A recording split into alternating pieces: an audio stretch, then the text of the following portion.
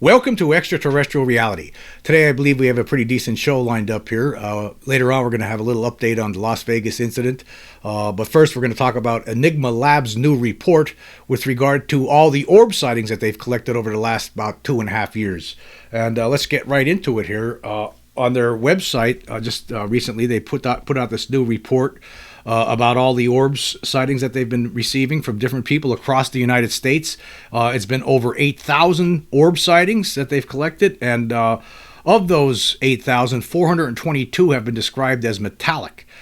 This little report starts off, they give you a description of what people are seeing. It gives a little historical context, talks about what we were just talking about recently, the Foo Fighters during World War II that a lot of people were seeing. A lot of times these orbs show up in threes. Later on it says, in recent years, the United States Department of Defense has documented several metallic orbs as part of its All-Domain Anomaly Resolution Office, or AARO, investigations. In 2023, Dr. Sean Kirkpatrick, then head of AARO, presented video of a metallic sphere flying over the Middle East, describing it as a typical case of an unresolved UAP. These sightings often occur without transponders, audible sound, or heat signatures, leaving both military analysts and physicists puzzled.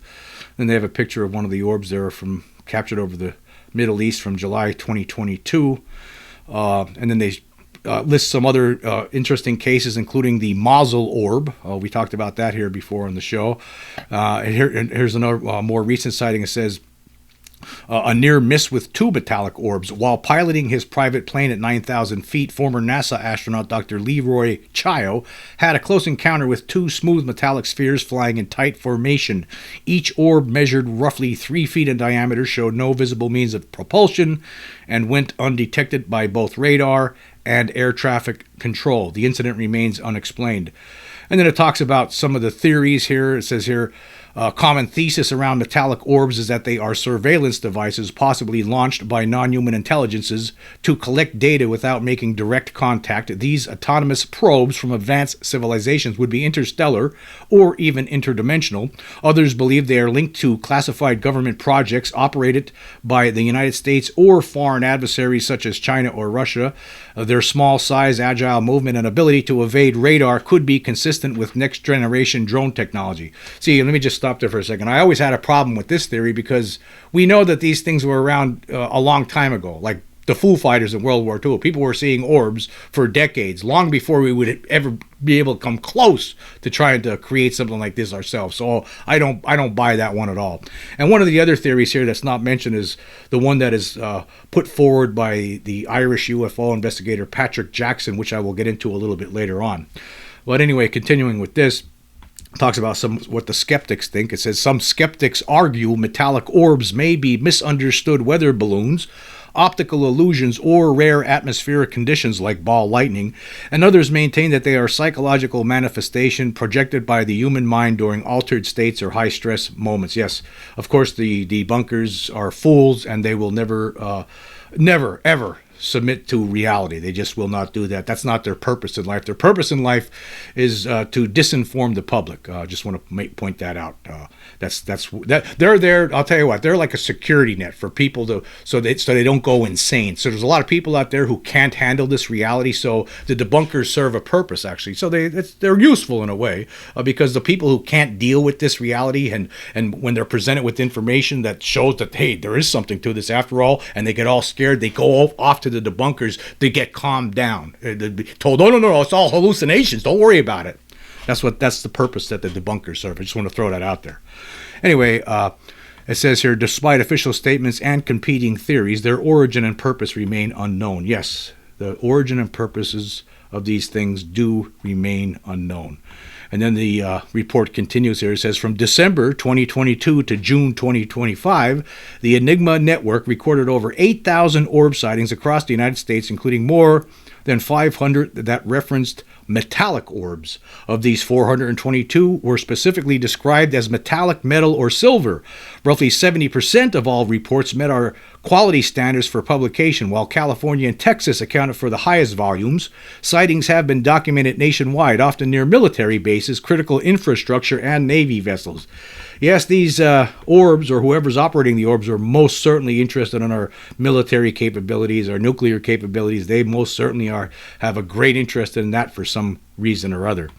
And then later on, the report says, below are highlights from the... Well, before we go there, there's like a map here that shows where all these sightings were being reported from. You have like little circles here, clusters of circles showing where most of these reports came from across the United States. Then it goes on to say, below are highlights from the community's eyewitness accounts. Several reports come from aviation professionals and military veterans describing glowing silver or metallic spherical objects that appear spinning or in formations, hover for extended periods, and move with precision near restricted airspace and defense sites. And they have some quotes here that you could scroll through. Here's one from Salem, Oregon from 2023. It says here, when I looked up in the sky, I saw a metallic craft that I thought was a plane at first. To my right was a white airplane that did not look the same as the metallic object. As soon as I looked back at it, the object shot straight up and was gone. This lasted less than 30 seconds. Then you could scroll over to the next one here. This was from Redwood City, California. Someone says, round silver somewhat, but mostly translucent ball, maybe 8 feet wide to 10 feet. And then the next one here from South River, New Jersey, from May 7th, 2024. Metallic orb above the tree line moved south for 30 seconds, north for 30 seconds, then disappeared to the east. And then we could scroll over for the next one here. It said, and this was from Brown Brook, New Jersey, from May 8th, 2024. The person says, saw a silver metallic ball in the sky for a few seconds, then it flew off at incredibly fast speeds and disappeared. Scroll over again. This was from Rainham, Massachusetts, August 21st, 2024. I saw this kind of like silver thing in the sky, but it was way too high to be a plane, and it kept on going higher and higher and higher until it actually kind of just vanished about a couple of minutes later. It actually came back into sight, but it was in a different location. It was further to my left when I was looking up at the sky toward the west. Then there's one more here, and this was from Gardner, Massachusetts, from August 22nd, 2023. Above the tree line, there was an odd-shaped sphere that made no noise or attempt to move, so I just kept staring in awe, trying to take in what I'm seeing. It had no lights, no engine, no windows. My guess it's a one-way mirror kinda, like what we used but 20 times more advanced. The metals of the object are thick and it moved with elegance. It is as soon as I tried walking toward it, it darted left, straight, then backward, and where it disappeared. So some very interesting reports here, and you gotta appreciate this Enigma Labs. All these groups, like this is an organization comprised of different professionals, taking the time to try to get to the bottom of this UAP mystery. You really got to appreciate it. There's a lot of people, a lot of my subscribers have contacted me, and they say they love using the Enigma app. They like scrolling through it to see what kind of reports are there. So it's something that you should check out if you haven't already. And then they have some other statistics here. Enigma ran a statistical analysis across the community's accounts, and it talks about the object characteristics and behavior. It says here 43% mention appearance of lights, 40% said the object flew very low, 35% report that the object flew rapidly, fast, or quick, 11% describe as silent or having no noise, and 38% describe the orb as hovering. And then later on it goes, of the 422 metallic orb sightings, we see a concentration occurring just after midnight from 1 to 4 a.m. Yeah, it looks like they like to float around in darkness, just like our alien friends. And then later on it says more than 360 metallic orb sightings have been reported near United States military bases. And then it says here, below there, it says we highlight reports collected within a 5-mile radius of 3 locations: Papago Military Reserve, Los Angeles Air Force Base, and Fort Hamilton. And then they have more reports down here. You could read about all of these things. It's very, very interesting stuff. And again, you got to appreciate Enigma Labs. I guess this is a new version of the National UFO Reporting Center. That's one of my favorite places to visit every once in a while to see what kind of things people are reporting. And so I highly recommend you check this out. But anyway, I want to talk about, there was a theory that from this Patrick Jackson, he's an Irish UFO investigator, and he thinks that there's this global network. It's probably extraterrestrial, it's a defense network. That's what these orbs are. They're here to protect the planet. And I want to talk about that a little bit. Here's an article from last year. This was in SundayWorld.com, and the headline reads, Patrick's Fears. Irish UFO expert says new footage is key to flying saucer mystery. Irishman Patrick Jackson believes he potentially has the answer to the mystery and has the backing of certain retired United States Air Force pilots and academics. And let's go through this article a little bit. It says here, rare footage has emerged on St. Patrick's weekend which supports the unidentified aerial phenomena global defense network theory, an Irish expert told the Sunday World. It's actually unidentified anomalous phenomena. They changed it. I just want to point that out. NASA held a public hearing in Washington last June regarding spherical UFOs, or UAP. The meeting heard details of how metallic orb UFOs have been spotted all over the world. Patrick Jackson believes he potentially has the answer to the mystery and has the backing of certain retired United States Air Force pilots and academics.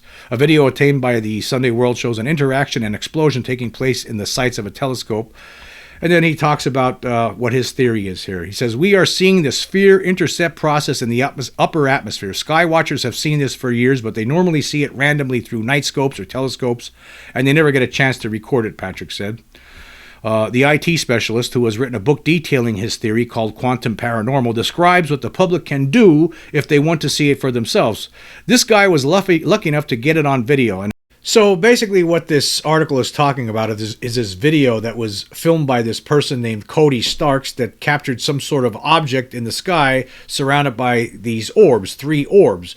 And you see the object, and then the guy continues filming it, but then the object, whatever it is blown up in the smithereens. And this was all captured on video. So that's what they're talking about here. And this basically supports the hypothesis put forward by Patrick Jackson that these orbs are some sort of a defense mechanism of the planet, whether it's operated by ultra-terrestrials or what nobody knows, I guess, for sure, but this helps to prove his theory. And anyway, getting back to the article. If the triangle is pointing upwards, as in the triangle is flat in the sky, a horizontal configuration, then the target is either directly above or below. In the video, the spheres are in the horizontal formation. You see the big boom and the spheres fly away. You see them fly in before and checking it out as well, Patrick says. AARO, the Pentagon's UAP Resolution Office, recently stated that all investigative efforts concluded that most UFO sightings were ordinary objects and phenomena and the result of misidentification. That statement contradicts last year's AARO description of Mach 2 speed spheres appearing all over the globe, making very interesting maneuvers. Patrick gave his opinion on the AARO announcement, which appears to try to dampen down interest in the subject.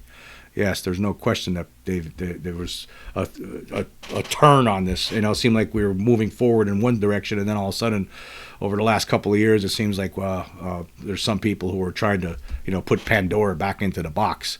But here was a quote from Jackson. He says, the AARO report appears to be using a verbal loophole, so they are not technically lying. They're just not telling the full truth. That's how it generally works. I have lost count of how many examples I have provided, maybe over 1,000 examples at least. It's the same formations, the same processes all over the world, totally predictable. I don't really know what else I can say. I think some people maybe can't process it. Patrick has been studying these spheres for 20 years and says he is 100% confident about his theory. And what is his theory? This is what he says. He says the spheres have been seen deploying from the ground and ocean so logically they appear to be from here. They appear to be ultra-terrestrial in nature, meaning it appears a second species are perhaps building and bulk deploying them. And so basically he thinks it's some sort of a global defense network that's here to protect the planet from, other creatures coming here in their craft, ourselves, people, I don't know. But that's his theory here. He goes on, I speak to many academics about this, and they mostly agree with me. The reality is none of this can come from government. When government starts admitting stuff, people freak out. The reality is government fears reactive people. That's why it is point blank silence. It has to come out from a third party who hasn't been in any program. I believe many are aware about this, but they can't talk about it publicly. It can only come out from a third party like this, a journalist or a civilian. Yeah, let me just stop there for a second. I actually really agree with this statement. And I know I've talked about this before in different shows. I think that, the government can't tell you the truth, right? It's like people like Patrick Jackson, people like Richard Dolan, the regular people need to tell you this, and then you need to figure it out on your own. The government can't tell you. I mean, I know I sit here a lot of times and I'm always complaining about the United States government lying to us all the time about what they know about, alien crash retrievals, their reverse engineering programs. I'm always complaining about it. A lot of us are always demanding disclosure. We want disclosure, right? Including myself. But at the same time, maybe the situation is this, that they would rather just regular old people out there tell you the truth rather than, some official from the Pentagon walking up to a podium wearing a uniform that's so stiff you're not sure if he's standing, if the suit's holding him up, or if he's standing on his own volition, and then standing there and dribbling out in a very serious monotone the reality of extraterrestrials and alien presence on this planet. That might send lots of people into panic. So instead, they'd rather people like me. I'm what people probably look at me like the guy sitting at the end of the bar with a pint of porter and a double shot of Irish whiskey, talking about UFOs and aliens. It's better to get it that way than from somebody in the government, right? It's better to figure it out on your own and to learn about this situation from other people out there in this world. Because I know here's the thing, right? The government's lying to you. There's just no question about it, right? Absolutely no doubt about it. They have lots of information about orbs, aliens, all of this. They know what's going on. They have a better idea, but they just can't talk about it. They're trying to figure it out for themselves, right? So they would rather other people, right? Researchers, just YouTube podcasters, YouTubers, they rather those kind of people tell you what's going on, right? People writing books. That's where, and if you're interested, then you could figure it out on your own. Anyway, let's continue with this. He talks about retired Rear Admiral Timothy Gallaudet of the United States Navy. He's someone who agrees with some of these things that Patrick Jackson's saying. Despite the recent downplaying of the issue from Arrow, he told News Nation in late 2023 that we are being visited by non-human intelligence. Yeah. See, it's okay, too, for someone like a retired official to come out and tell you, right? Not from people that are there right now. They don't want to do it that way. They'd rather, slow drip this out there. Although I'd rather hit you with the kitchen sink. I think everyone should just know about the truth, right off the bat. That's how I am, but it doesn't make me right, I mean, there could be aspects to this whole phenomenon that maybe the world isn't ready for. Anyway, here's what Gallaudet said. He says, "We are in contact with non-human intelligence. That's what needs to be put out there to the public." See, yeah, he's somebody who would know too. He'd know more than I would. I mean, he's out. He was in the military. He obviously knows a lot more than. There's things he can't even say, I'm sure, but he's gonna tell you at least that part of it, right?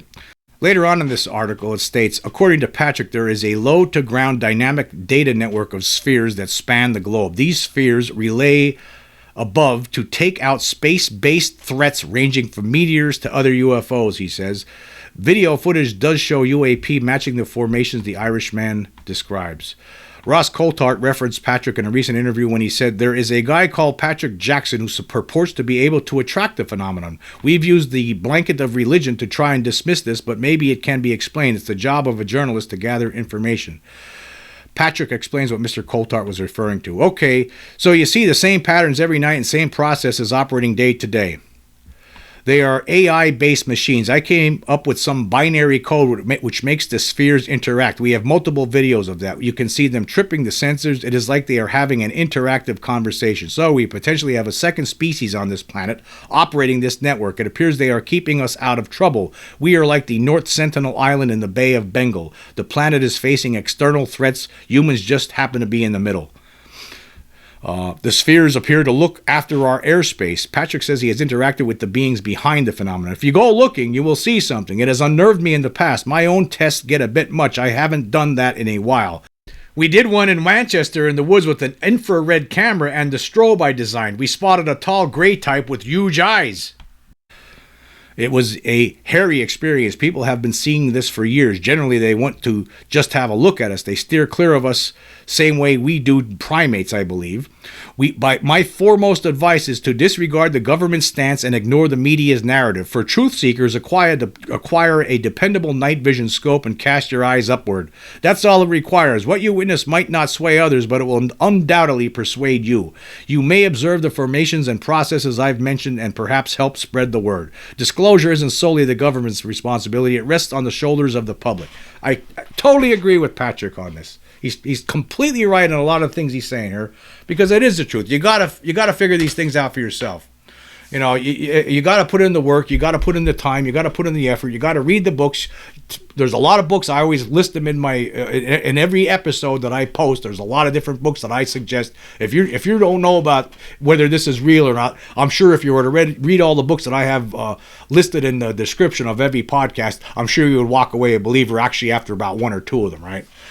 There's just enough data out there at this point to show us that we're not alone here. Something's going on. I can't say exactly what it's all about, but I know that there's something weird going on. And speaking of orbs and something weird going on, I want to do a little update here on the recent episode, the most recent episode I did about the Vegas aliens, the escape from Las Vegas. And in that episode, I was... at one point I was talking about the object that came down from the sky, okay? I basically went over the whole spiel again, right? But I was trying to focus on how they got out of there in that episode. But I did talk about the object that came down from the sky that people saw from 4 states that landed in the Kenmore's backyard. And one of the things I was talking about was the object that was captured from a home security camera in Pahrump, Nevada. And in that video, from that angle, it looked like there were 2 objects coming down. Now, the gentleman who operates that channel actually just recently did another video where he showed that he showed that it could be lens flare. That second object was lens flare. He believes it was lens flare. Okay, and he actually did an experiment where he was walking outside of his house with a flashlight. He was using this dome. His security camera outside has a dome over, like a glass dome, and it creates this lens flare. So if you're walking outside near that camera, it's going to create a lens flare. Now he believes it's lens flare, and there was a few comments I received since I put that video out where they say, "Oh, this is a simple answer. It's just lens flare." I don't agree with that, and I did talk to Scott Roeder about this yesterday, and he doesn't think it was lens flare either, because he's for various different reasons. But personally, I'll tell you what reason I don't believe it's lens flare. I have some stills here from that. And let's look at these stills. I'll pull them up on the screen right now. Now, okay, this is what he captured on from his camera. You can see the bigger object right there, and then the smaller object right here. Right. I took a few frames here, a few screen grabs, and then the second one, it's getting closer to the. There's an obstruction here, like a house. It looks like there could be trees over here. Right, and it's coming. The object is the bigger object's falling toward the earth, while the smaller one's just tailing along with it, hanging out with it. And then the next one, the smaller object, you can still see the bigger object very clearly, but the smaller object is now, you can see it's going behind the obstruction there. And then let's go forward one more, and now it's just behind the obstruction. You might see a little bit of light glowing upward from it, but pretty much nothing. But you can still clearly see the big bright object, right? And then you go again, and now it's gone. But you still see the bigger object. It's still there, but the smaller object is no longer there because it's behind the obstruction now. And then finally, that you can't see it at all, but you can still see the brighter object just as it's about to exit the picture here. But my point is that had it been lens flare, it would be, when it went behind this obstruction, you would have still saw the lens flare. It would have been projecting in front of this. So it's not. I don't believe it's lens flare. I could have been an orb. Maybe, we're looking for reasons on what happened that night. Why did this object fall from the sky? Is it perhaps maybe this little object here is one of those orbs, right? Is that what was going on? Was it a defense system trying to knock this thing out of the sky, like Patrick Jackson says? I don't know. You tell me. All I gotta say is this, folks. To me, right, the Las Vegas alien story, right, it's the biggest UFO, biggest story of all time, all together, as far as I'm concerned, because it's the one case, like I always say, it shows unequivocally that we're not alone. If you haven't seen my previous podcast, I recommend that you check it out. I think that there's no question. So it's if I could quote from The Godfather Part 2 with Hyman Roth there, he said, this is paraphrasing it, but it's bigger than U.S. Steel, folks. It's bigger than U.S. Steel. Anyway, I just want to say this. I want to say thank you all for joining me today. Until next time.